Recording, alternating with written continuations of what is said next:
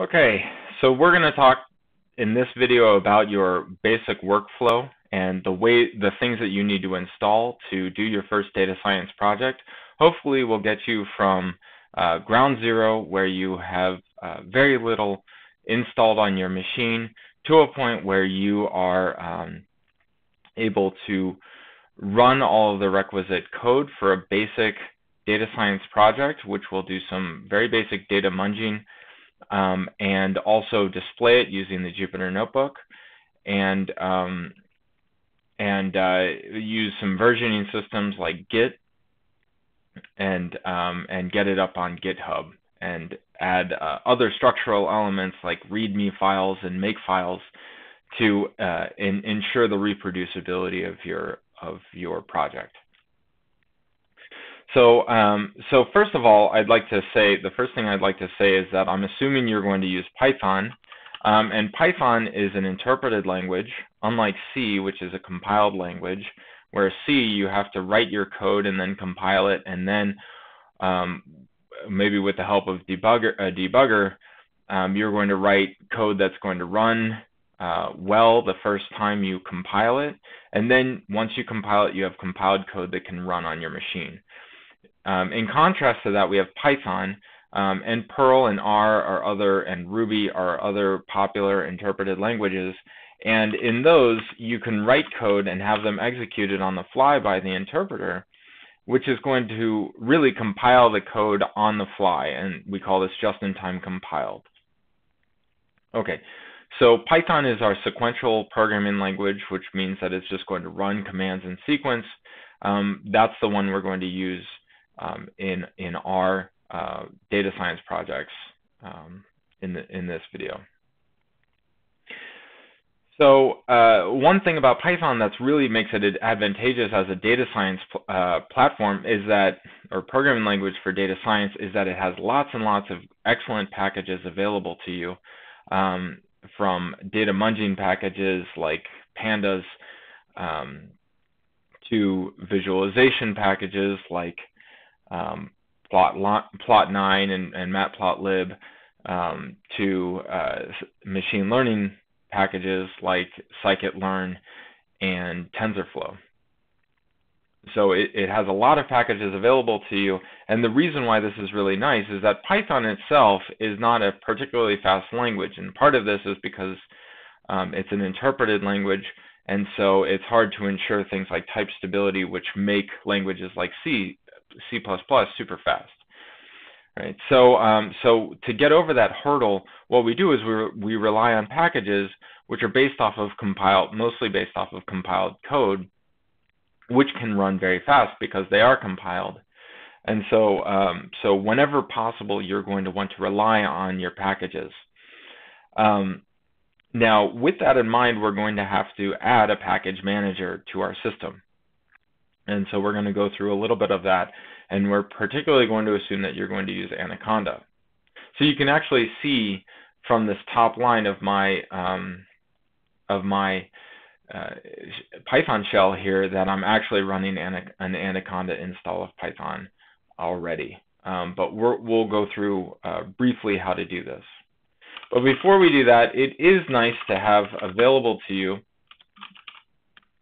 a command line. So if you're in Mac OS X, or if you're using Linux, then you already have a command line available to you.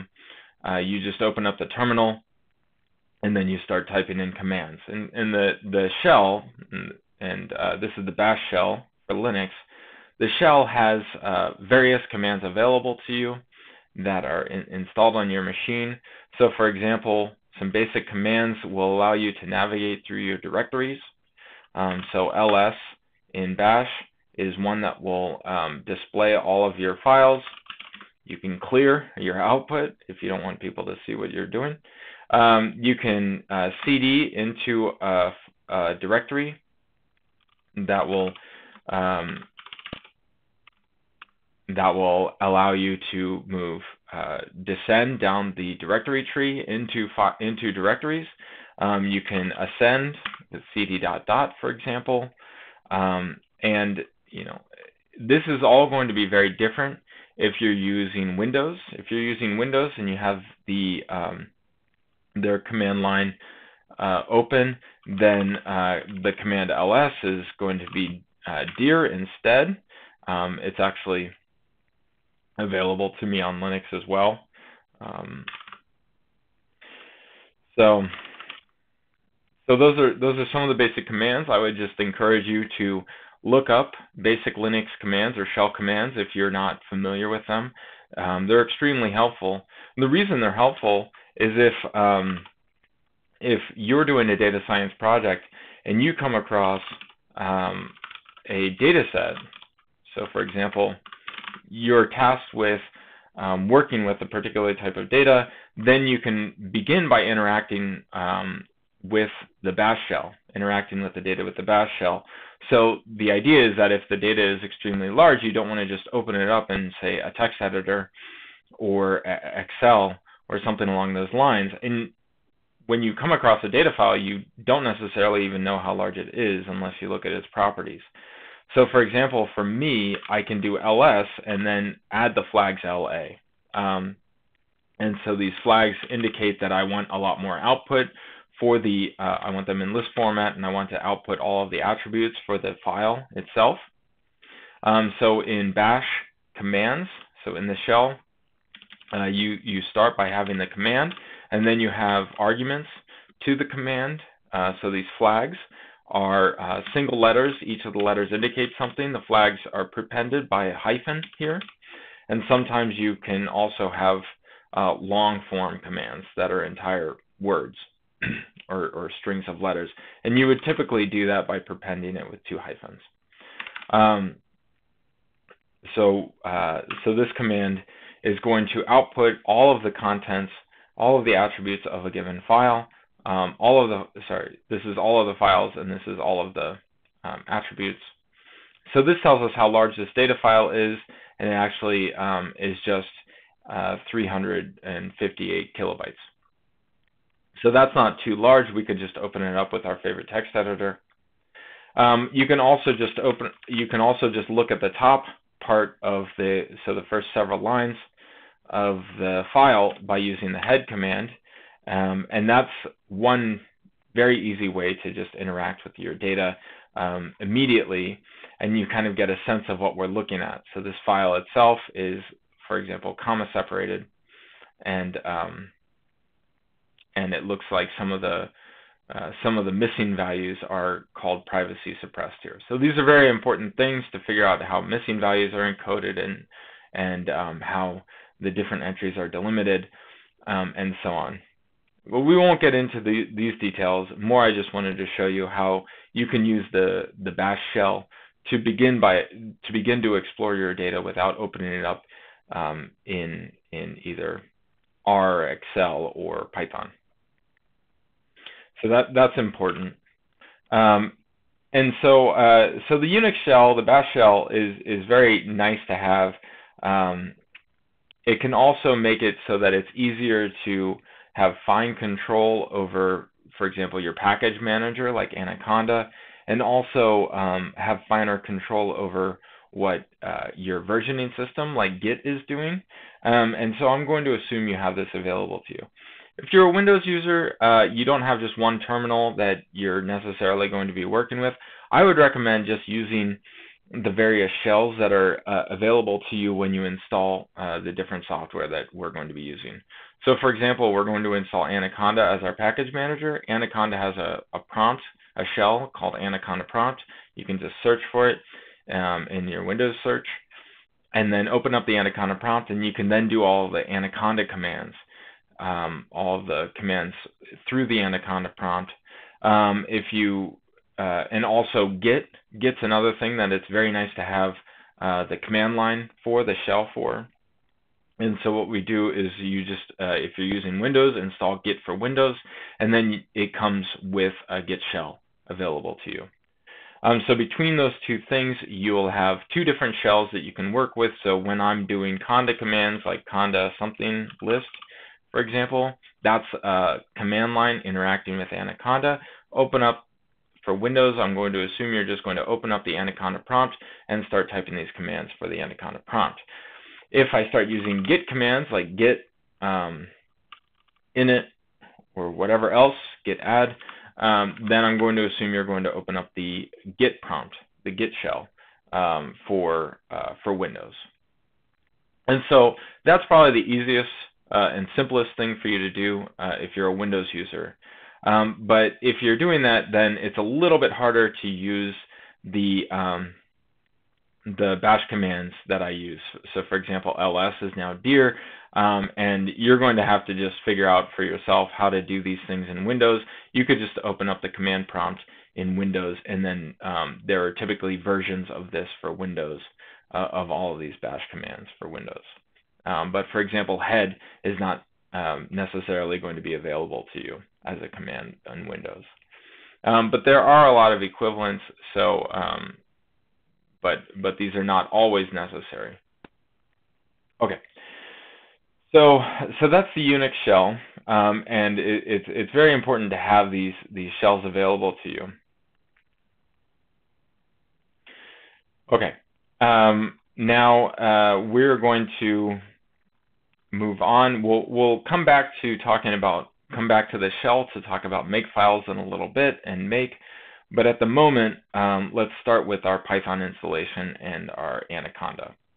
So Anaconda is a package manager that is available to you for free. So if you just go to, if you go to anaconda.com or .org, then you can find a download section, which will enable you to, it'll just redirect you to the appropriate download for your distribution.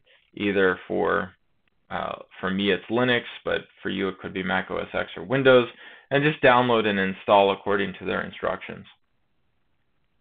So once you have Anaconda installed, it's going to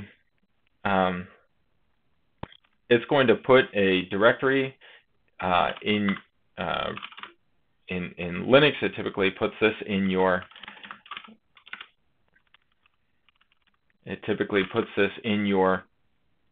home directory.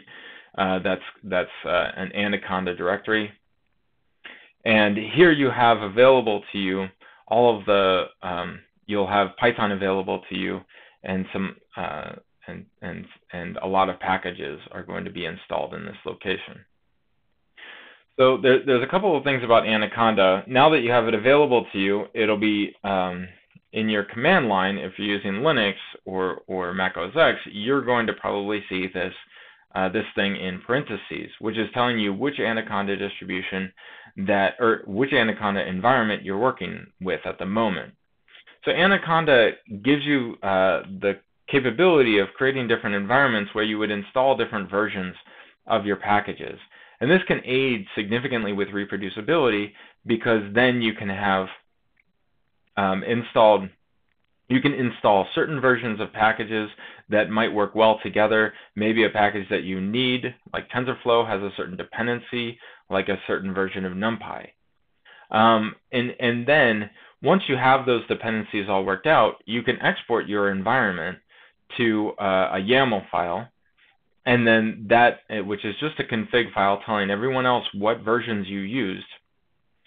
And then once you have that environment set up, then other people who want to run your data science project are just going to be able to look at what installations you had. So typically at this point, I will create a new environment. But at the moment, let's just look at what my base environment has. So the base environment, you're all going to have your base environment, and it's going to have various packages installed. So you can look at the packages installed in your current base environment if you just type in conda list. So that's the command. It's the list command from conda, the conda command. And so for me, I already have quite a few packages installed. And notable ones are things like numpy and scipy and jupyter and scikit-learn. Typically, they'll have some basic things already installed, but maybe not others. So you're going to definitely want to install several packages. So for our purposes, you're definitely going to want to install iPython if it's not already installed. So you can do that with conda install iPython.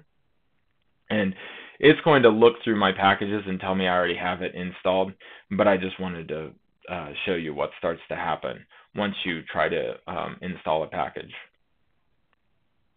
So let's wait for this to finish. Oh, it's asking me if I want to update. I'm going to just say no at the moment. And then there's other packages that you should install. So we have conda install. Definitely Jupyter. We're going to use Jupyter in this case. Pickle, if it's not already installed, we're going to be using that. You might as well probably install numpy and scipy and sklearn. So you can install all of these packages. You know, as you need a package, you'll just install a new one. And once you get accustomed to the installations here, then you can install. You can even specify which versions you would like to install if you want to finer control over the versions that you would like to install. Some other ones that we'll use are matplotlib. Matplotlib, that's a basic graphics package for Python. And so definitely install matplotlib at the moment. So those are some things that you can do with conda. And we're not going to go into environments in this video. At the moment, I just want to get you to the point where your base Python installation can run some basic things, and then we're going to get your first data science project going. Okay, so one thing that you should double check is when you type in Python or iPython, that it's actually using your Anaconda environment here. So I can see it just here. It says that it's Anaconda on Linux. But I always do this because I'm accustomed to iPython. But some of you might not see that, and that's not necessarily a bad thing. It might not, your Anaconda install might not give you this in the prompt, the Anaconda Inc. in the prompt. But for me, I can see where my Python installation is just by doing which, and I can see that it's in this Anaconda 3 bin. So one problem that a lot of you are probably going to have is that you're going to install something on conda. You're going to do conda install, say, numpy. And then when you go into your Python, either you're running code or you are using the interpreter, you're going to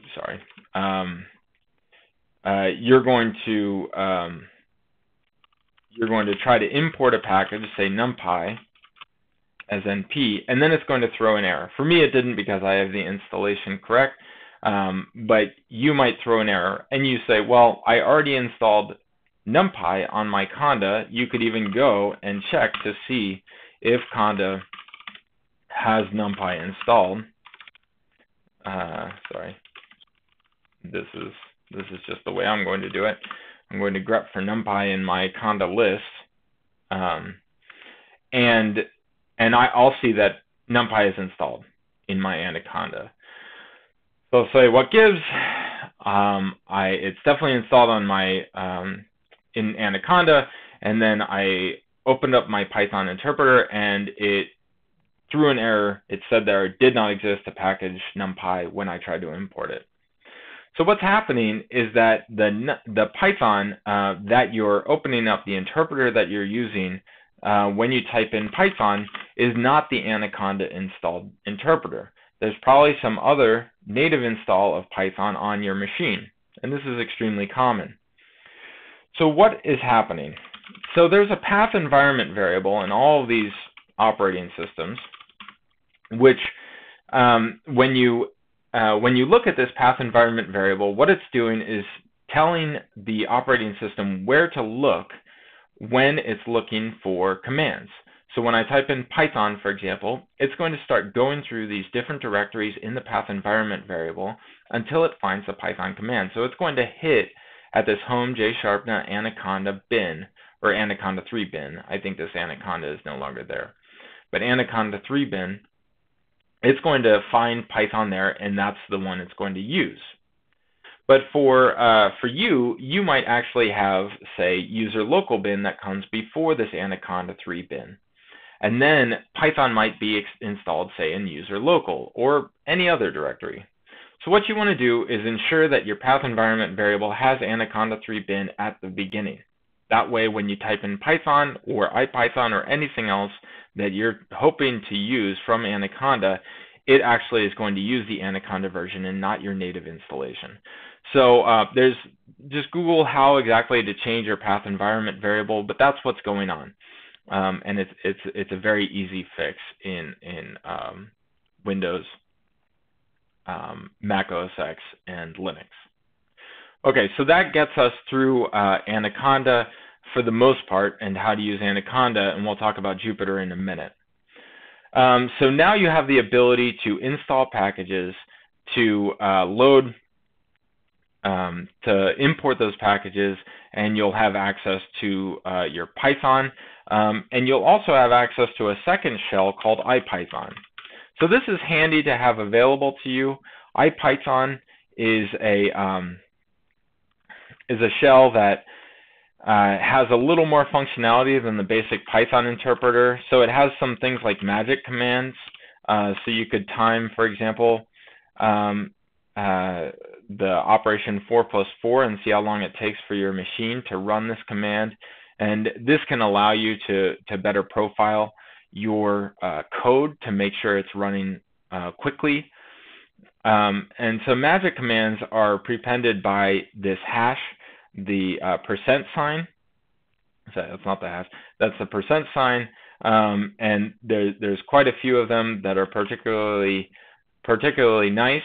Another thing about iPython is it's saving a history of the lines that it's run here. So you have line 1 here was the first command that was run, and so as I type in commands, this number is going to iterate, and then I can do things like save the commands that I've run from, say, 1 to 32, right, for example, and then I can save it to a Python file.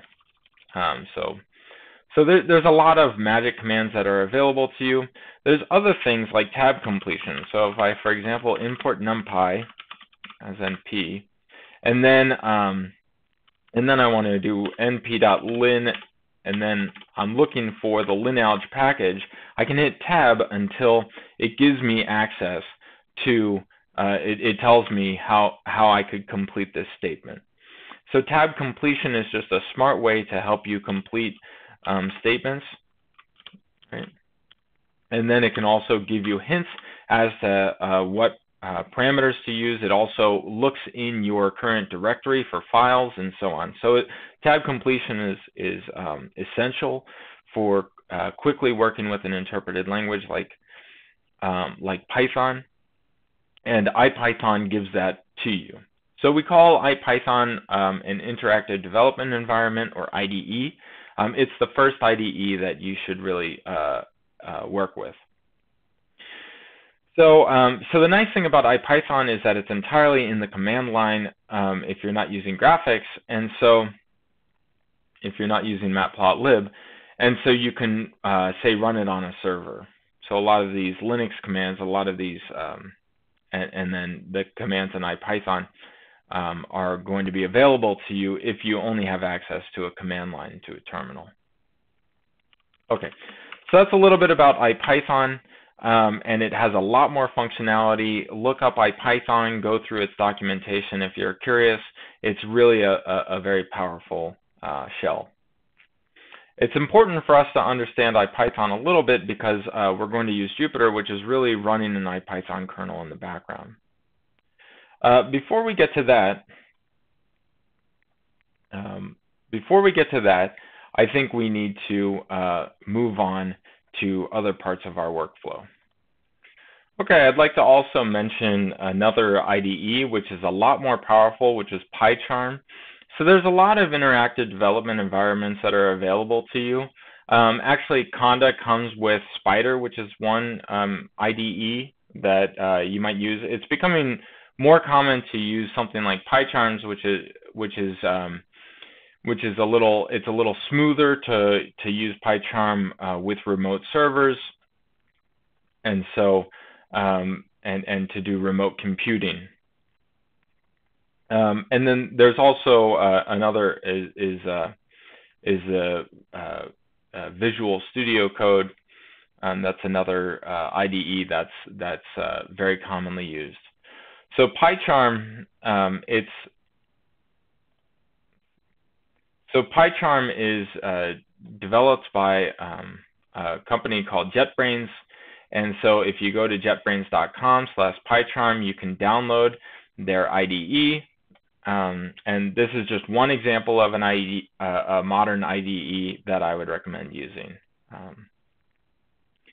So once you have downloaded it and installed it, then when you open it up and open up a project, it gives you access to the directory structure for that project.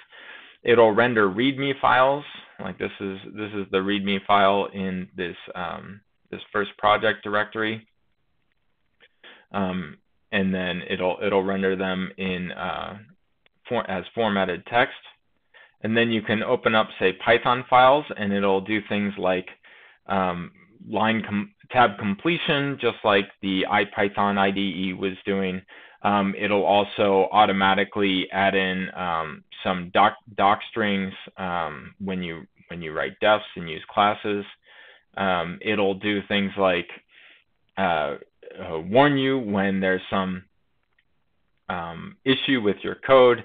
If there's a formatting error with your code, it'll warn you in this left column here. It also gives you a Python console available to you that you can then run parts of your code and then debug, or there's a more sophisticated debugger, which I'm not going to get into. But this is something that you really should get accustomed to using, is either PyCharms or some other IDE.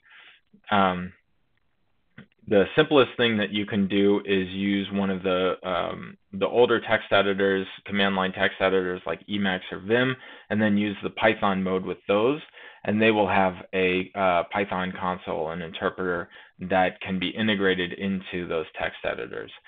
But I personally prefer PyCharm at the moment.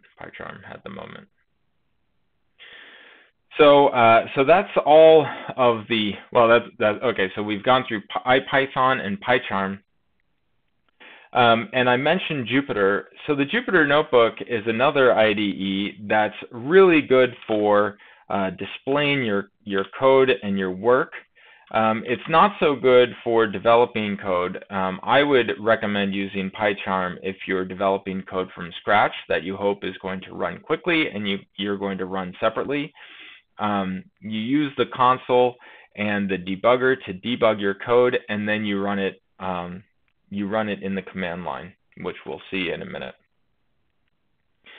But first I would like to mention the Jupyter Notebook before we get into some of the details of using Git and versioning for your project. So I'll just open up any of these. So the Jupyter Notebook, the way that it works is in the command line, if you type in Jupyter Notebook, then it's going to actually run a web server in the background that allows you to open up these files, which are these iPython notebook files, IPYNB files. And what ends up happening when you open one up, then it's going to start an interpreter in the background, and it's going to for Python, it's going to use the iPython kernel. And if you don't have an iPython notebook file to open up, you want to create a new one, you say, I'm going to create a new one, and then you choose your language, so Python 3, for example. And when you choose this, it's going to select the iPython kernel to run in the background. So you should think of this, the Jupyter Notebook, as a way of writing both code and text together. So it's excellent for writing for doing work that you would like to present to others. So this is great for reproducibility because you can put really detailed content, and especially in data science projects, you can put very detailed content and then also include some code, which primarily I would recommend using the Jupyter Notebook for visualizations and some basic data munging things like calculating sufficient statistics or just statistics and so on. But the way that the Jupyter Notebook works is when you create a cell, and there's a lot of hotkeys that can make working with Jupyter really nice. So for example, if you're in escape mode, which you can get into by hitting escape, then you can hit A, and that'll create a cell above the cell that's selected. And then you can enter into the edit mode by hitting enter over the cell, and now you're going to be able to edit. Okay? So one thing, I'm going to go back into the escape mode by hitting escape again. One thing is that you can select whether your cell is a code cell or a markdown cell. You can do this with hotkeys or through this drop-down menu here. Once it's a markdown cell, then you can type markdown. Markdown is a descriptive language that makes it easy to write fancy text, formatted text. For example, you can create headers of various sizes with these hashes by prepending lines with these hashes. You can create bullet points by just using a hyphen in the space. You can do things like adding inline code. So pyplot.plot with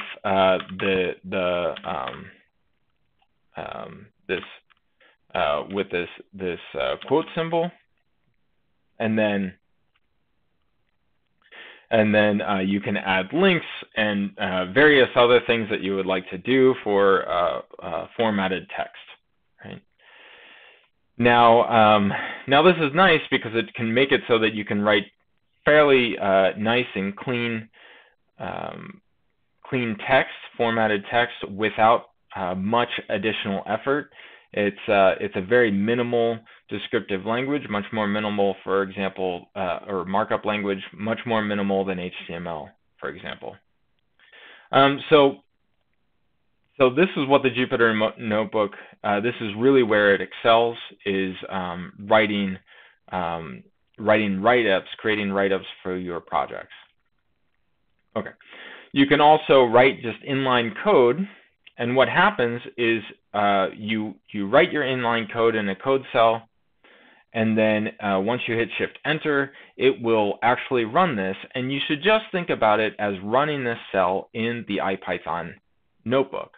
And it literally is doing this because there's an iPython kernel running in the background here. And so that's why we see our line numbers here as the order in which these commands have been run, these cells have been run. And so this is nice because you might change the way some code was written above and then rerun it, and then you'll see that this line number has been incremented even higher, which tells you the order in which you've run everything, which is important because obviously if you feel like you've run something recently but you actually haven't, then that might impact what actually the values of different variables are. So that's the Jupyter Notebook, and I really strongly recommend for data-intensive purposes, you write your code and debug your code in your favorite IDE like PyCharm, and then run it separately in the shell. And we'll see an example of that in a little bit. But before we get to that, I'd like to talk briefly about Git and using, for example, GitHub. Okay. So why would you use Git? So So let's jump over to, you can also close your Jupyter notebook just by hitting Control-C in the command line, and that will allow you to shut down the notebook server. That'll turn off the server, so you're going to get this connection failed error and so on. Oh, another thing is that you want to save by hitting the little save icon, which creates checkpoints in your Jupyter notebook file if you change something to your liking. Okay, so what if we are writing some file, some code file, and you're collaborating with someone else? So let's look at one of these. For example, this datamunch.py. This is a bit hard to see in here. So let's look at it in PyCharm. So suppose I'm editing this datamunch.py, and maybe I write a new function. So let's say new function, and I'm working with someone else, and we both have copies of this file, right? And maybe they add in other functions. So for example, we have some argument, and then it has some return, right? Maybe they're also editing this file, and they write something completely different. And now, if you use Dropbox or you are not accustomed to using versioning systems, maybe what you would do is you would try to write your save your changes to the directory, to this file. And if the other person has also saved their changes and those changes are very different, then Dropbox is going to alert you to the fact that there are two different versions of this file on your Dropbox server. Another thing that might happen is you might try to sync, and it'll just write over completely the changes that were made if this wasn't caught by Dropbox or whatever service you're using. This is really a kind of sloppy way to deal with multiple people collaborating on the same documents and the same code files. And a much better way has been developed and in use by software developers for decades now, and that's called versioning systems. So one of the original ones is called CVS, and an updated version was Subversion, SVN. And the way those worked is there was some central repository server that held all of the changes to the files, all of the history of the files, and the current versions of the files. And then what you would do as a client, you would pull the current version, make your changes to the file, and then try to push those current versions to the central repository. And then they would find if there were issues. Say, for example, you had tried to push your changes without merging your changes with someone else's changes who had already pushed their changes to the repository. Subversion then would tell you that this was an issue, and you have to merge your changes with the changes that were already previously made by your collaborator. And so by alerting you to this and then showing you where there were changes, you can then make a coherent merge of these two by actually going in and editing the files that were changed simultaneously, and then push these merge changes and resolve this conflict. So there are a couple of basic things that versioning systems then did. It gave you a history of the changes that were made. So if you made a change that was unfavorable to you, then you could go back and revert to old changes, right? It also enabled collaboration because it forced you to actually resolve conflicts and make a merge in a reasonable way. So this is another thing that that versioning systems enabled. And so now a more modern way, a more modern versioning system is Git, and it's a distributed one where you don't necessarily have to have a central repository that's a server running and then clients. You can just treat your machine and your version as its own repository, and then you're just trying to make sure each other's local repositories are consistent by pushing and pulling changes between those repositories. But people still like some of the aspects of having one central repository, and so some services like GitHub popped up which give you one central repository that you can push and pull your changes from GitHub, and they actually will host all of your code for you for a fee if you want a couple of bells and whistles on their service. So this has now become sort of the de facto method for maintaining data science repositories is through GitHub. So let's look really quickly at GitHub. So this is my GitHub page, and if I want to create a new repository in GitHub, then I'll hit New here. I'll just hit New on the repository page, and then I'll create a repository that create a repository name that I like. And what they're going to do is create a repository that is hosted under my username, which is here.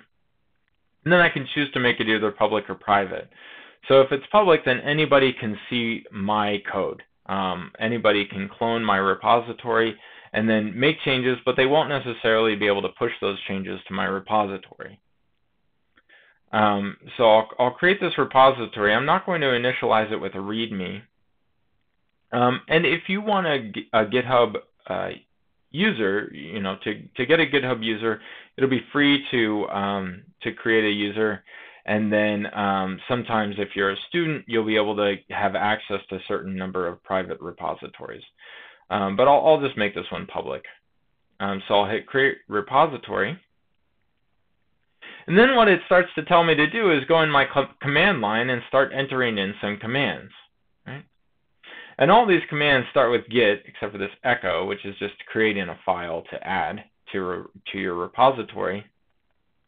To have this git command available to you in your command line, you need to have installed git.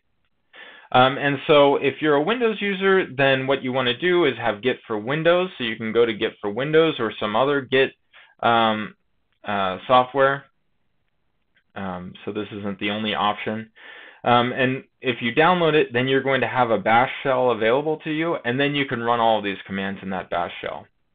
If not, you can, if you're in Mac OS X, you probably already have it installed. If you don't, you can just Google how to install Git on Mac OS X, and on Linux, you probably also have it installed. So now I'm going to assume that you have Git available to you in the command line, so then you can run commands that start with Git in your command line. Right? Okay, so so for me, I need to create a directory, which is this first project.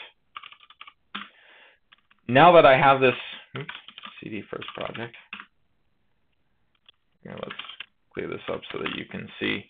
So there's nothing in this directory at the moment. I just created the directory, and I created it, if you didn't catch that, with the makedir command in here. But you can, however you create directories, you can use that.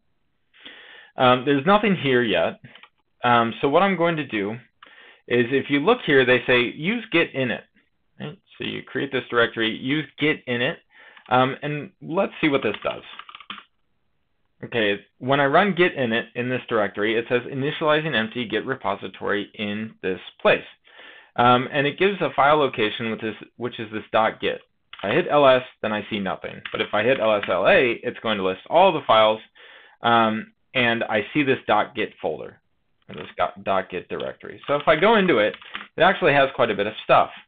This is where they store all of the version history for my given repository. And so this is what really makes a repository. A repository is this .git folder directory. So let's go back to here. You should really just think of this .git as something that should be hidden to you. You never actually edit anything inside of it. It's something that Git is going to interact with to maintain your version history. Okay, so I need to add something to my directory that that I want to version. So I already have a file. I've already written this repository and run this project, but